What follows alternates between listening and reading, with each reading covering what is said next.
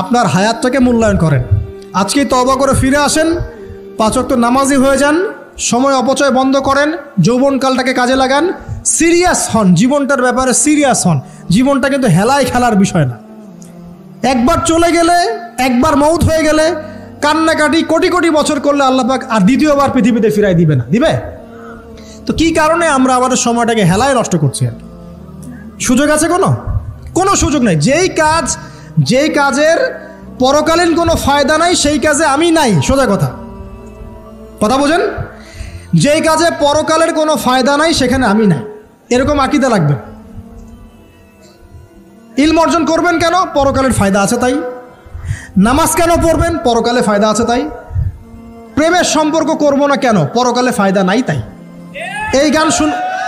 এই মিউজিক শুনবো না কেন? আমি পরকালে কোনো ফায়দা নাই তাই। আমি অহেতুক এসব টিকটকের পিছনে ঘুরবো না কেন? পরকালে কোনো ফায়দা নাই তাই। যে কাজ পরকালে ফায়দা দিবে আমি সেই কাজে আছি। পারা যাবে ইনশাল্লাহ? আল্লাহ তৌফিক দান করুন। যুবক ভাইদেরকে আমি অনুরোধ করবো যে আপনাদের যৌবনটা আগামী মুসলিম উম্মার ভবিষ্যৎ। এই যে বলে না যে জাতির কাণ্ডারি হবে অমুক তমুক, কেউ জাতির কাণ্ডারি হতে পারবে না। জাতির কাণ্ডারি যদি হতে চায় তাহলে মুসলিম যুবকরাই হতে পারবে ইনশাআল্লাহ। যারা সারাদিন মাদকদ্রব্য সেবন করে এরা জাতিকে কিচ্ছু দিতে পারবে না। যারা সারাদিন হকি স্টিক নিয়ে ঘুরছে আর নির্মমভাবে মানুষকে মারছে এরা জীবনেও জাতিকে কিচ্ছু দিতে পারবে না। ফাসাদ সৃষ্টি করা ছাড়া কিচ্ছু করতে পারবে না এরা। দেশকে, জাতিকে এবং উম্মাকে যদি এগিয়ে নিতে হয় শুধু মুসলিম যুবকরাই পারবে ইনশাআল্লাহ। এবং কারা পারবে? যারা অন্য ধর্মের মানুষ কিন্তু মনটা স্বচ্ছ সৎ, তারাও পারবে। যাদের মনে সততা আছে অন্য ধর্মের হলেও তারা পারবে ইনশাআল্লাহ। যার মনে সততা নাই সে পারবে না কখনো। করাপ্টেড, দুর্নীতিপূর্ণ মন নিয়ে কখনো দেশের খেদমত, জাতির খেদমত করা যায় না। বাংলাদেশের সবচেয়ে বড় সমস্যা দুর্নীতি। বাংলাদেশের 1 নাম্বার সমস্যা দুর্নীতি। দুর্নীতি যদি না থাকতো আর সমস্ত কালো টাকা যদি সাদা করা যেত বাংলাদেশের মানুষকে আজকে না খেয়ে মরতে হতো না। সামনের দিনগুলো কঠিন হবে, ভয়াবহ হবে, এটা সবাই বুঝতে পারছে, হয়তো শুধু আপনারা পারছেন না। আল্লাহ পাক আপনাদেরকে বোঝার তৌফিক দান করুন, আমিন। সামনে যান, নিজের জীবনকে কাজে লাগান, যৌবনকে কাজে লাগান, একটা হালাল রিজিক সার্চ করেন। অল্প রিজিকে সন্তুষ্ট হয়ে যান, উচ্চাভিলাষী হবেন না। উচ্চাভিলাষী হওয়ার দরকার নাই, যতটুকু আসছে আলহামদুলিল্লাহ, এটুকুর মধ্যেই সন্তুষ্ট থাকেন, পারবেন ইনশাআল্লাহ। সামনে যাবেন, আদর্শ পরিবার গড়বেন, পরিবারের মধ্যে ইসলাম থাকবে। পরিবারের পিতা হবে ইব্রাহিম, পরিবার সন্তান হবে ইসমাইল, পরিবারের স্ত্রী হবে হাজারা অথবা সারা আলাইহিস সালাম। দিনদার ছেলে নাই, বিয়ে নাই, দিনদার মেয়ে নাই, বিয়ে নাই। ওই যেটা আপনি মনে করছেন রূপ সৌন্দর্য হাবিজাবি কিচ্ছু থাকবে না ভাই, কিচ্ছু থাকবে না। 1 বছর 2 বছর পরে সব শেষ। দিনদার স্ত্রী পাবেন, চোখ বন্ধ করে বিয়ে করে ফেলবেন। আর দিনদার স্বামী পাবেন, বিয়ে করে ফেলবেন। আমার স্বামী কত বড় ব্যাংকের চাকরি করে, কত বড় ডিগ্রি, কত বড় সার্টিফিকেট, এটা পরের ইস্যু।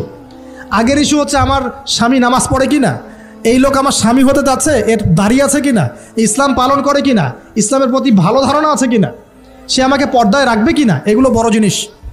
পরিবার গড়ব ইসলামিক ভিত্তিতে, ইসলাম নাই পরিবার নাই।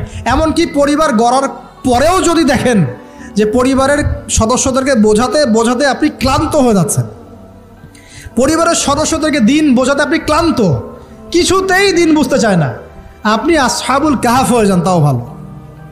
বুঝেন নাই? আপনি নিজের চটকায় তেল দেন, ওটা বাদ দেন, ওর কবরের হিসাব ওর উপর ছেড়ে দেন, আপনি ইব্রাহিম হয়ে যান, আপনি আসহাবুল কাহাফ হয়ে যান, তাও ভালো।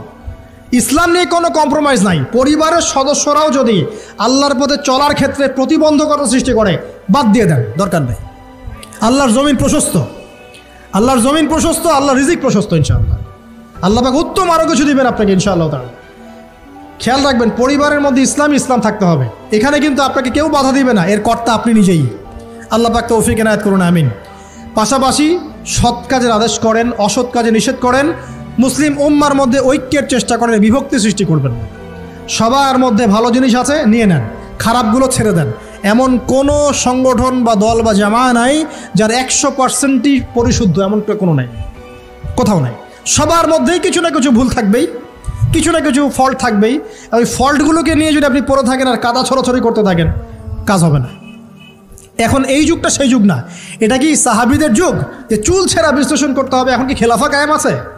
সাহাবীদের যুগে খেলাফা কায়েম আছে, ইসলামিক অর্থনীতি কায়েম আছে, ইসলামিক রুলিংস চলছে।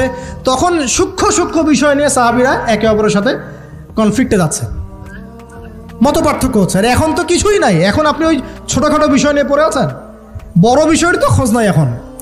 আল্লাহ পাক আমাদেরকে বোঝার তৌফিক এনায়েত করুন, আমিন। সামনে এগিয়ে যাবেন এবং দিনের জন্য কিছু করার চেষ্টা করবেন। আপনার জান, আপনার মাল, আপনার সময় শ্রম দিয়ে ইসলামের জন্য কিছু করে যাওয়ার চেষ্টা করেন।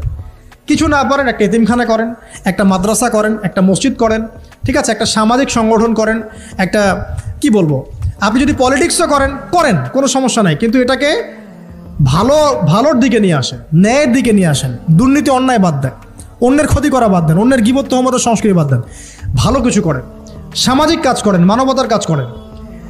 আপনি যদি লিখতে পারেন লিখেন, বলতে পারলে বলেন। আপনি কিচ্ছু করতে পারেন না, অ্যাটলিস্ট আপনি ইসলামপন্থীদেরকে সাপোর্ট দেন, আপনার সম্পদ দিয়ে, আপনার অর্থ দিয়ে সাপোর্ট করেন। কিচ্ছু করতে পারছেন না, কিছুই করার ক্ষমতা নাই, নিজেকে নিয়ে ব্যস্ত থাকেন, আগুন উস্কে দিয়েন না। মনে করেন আপনার কিছু করারই ক্ষমতা নাই, কোনো যোগ্যতা নাই, ঠিক আছে, আপনি চুপ থাকেন, অ্যাটলিস্ট আপনি আগুন উস্কে দিয়েন না, নিজেকে নিয়ে ব্যস্ত থাকেন, আপনি আপনার কাজ করেন। আল্লাহ পাক আমাদের সবাইকে দিনের জন্য কিছু করার তৌফিক দান করুন, আমিন। আর সবশেষ কথা হচ্ছে যে বর্তমান অর্থনীতি, সমাজনীতি, বিশ্ব ওয়ার্ল্ড পলিটিক্স, এগুলো খুব ভালো করে পড়াশোনা করবেন, করে কোরআন সুন্নাহর সাথে মেলাবেন, আখিরুজ্জামানের হাদিস এবং আয়াতগুলোকে স্টাডি করেন, সমসাময়িক প্রেক্ষাপটের সাথে এই পরিস্থিতিগুলো মেলানোর চেষ্টা করেন। দেখবেন আপনার চোখ আল্লাহ খুলে দেবে ইনশাআল্লাহ। এবং ইনশাআল্লাহ আযজা ওয়া জাল আপনি এমন কিছু সলিউশন যাদের সামনে উপস্থাপন করতে পারবেন যেটা আর 10 জন পারছে না ইনশাআল্লাহ। সর্বপ্রথম কথা, ব্যক্তিকে পরিশুদ্ধ করি, আত্মশুদ্ধি অর্জন করি, আল্লাহর হুকুম আহকামগুলো পালন করি, পরিবার গঠন করে হালাল রিজিক সার্চ করি। এরপরে আমি দিনের জন্য কিছু করার চেষ্টা করি। যদি আল্লাহ পাক আমাকে আরও বেশি যোগ্যতা দেন, তখন আরও বড় পরিসরে দিনের খেদমত করার তৌফিক আল্লাহর পক্ষ থেকে চেয়ে নেই, আল্লাহ পাক কবুল করবেন ইনশাআল্লাহ আযজা ওয়া জাল। আজকের মতো আমরা আর লম্বা করছি না, এখানে শেষ করছি। আমরা কিছু প্রশ্ন উত্তর দিব ইনশাআল্লাহ, তবে দোয়া করছি আমরা, আপনারা সবাই দোয়ায় শরীক হন যে আল্লাহ রাব্বুল আলামিন আমাদের সবাইকে যেন কোরআন এবং সুন্নাহর ইলম অর্জন করার তৌফিক এনায়েত করেন, আমিন। এবং আমাদেরকে সংকীর্ণ মানসিকতা থেকে বেরিয়ে আসার তৌফিক দান করেন। আল্লাহ পাক আমাদেরকে ওই আইয়ামে জাহিলিয়াতের সেই বড় বড় পাপগুলো থেকে বাঁচিয়ে রাখুন, আমিন। এবং এই পাপগুলোর যে মহামারী এখন চলছে, এখান থেকে আল্লাহ পাক আমাদের পরিবারবর্গকে হেফাজত করুন। আল্লাহ আমাদের মা বোনদেরকে খাস পর্দায় থাকার তৌফিক দান করুন। আল্লাহ পাক আমাদের যুবক ভাইদেরকে যাবতীয় পাপাচার ছেড়ে দেওয়ার তৌফিক দান করুন। আল্লাহ পাক আমাদের যুবক ভাইদেরকে 5 ওয়াক্ত নামাজি বানিয়ে দিন। আল্লাহ পাক আমাদের যুবক ভাইদেরকে এই মাদক, পর্ন এসব ছেড়ে দেওয়ার তৌফিক দান করুন। আল্লাহ পাক যুবক ভাইদেরকে রিজিকের ব্যবস্থা করে দিন। আদর্শ পরিবার গঠন করার জন্য আল্লাহ আপনি সাহায্য করুন। আল্লাহ পাক আমাদের বাচ্চা যারা আছে, কচি কাঁচা বাচ্চা, এদেরকে ইসলামিক আদর্শে বড় করার তৌফিক দান করুন। আল্লাহ পাক আমাদের ঊর্ধ্বতন কর্তৃপক্ষ যারা থাকবে, প্রশাসনে, রাষ্ট্রে, যে যেখানেই থাক, আমরা দোয়া করি আল্লাহ পাক সবাইকে ঈমান দান করুন, আমিন। এবং আল্লাহ পাক তাদের গুনাহগুলোকে মাফ করে দিন। আল্লাহ পাক তাদের হাতকে শক্তিশালী করুন এবং তাদেরকে মুসলিম উম্মার জন্য কাজ করার তৌফিক দান করুন এবং ইসলামের শত্রুদের বিরুদ্ধে তাদেরকে শক্ত অবস্থান নেওয়ার তৌফিক দান করুন, আমিন।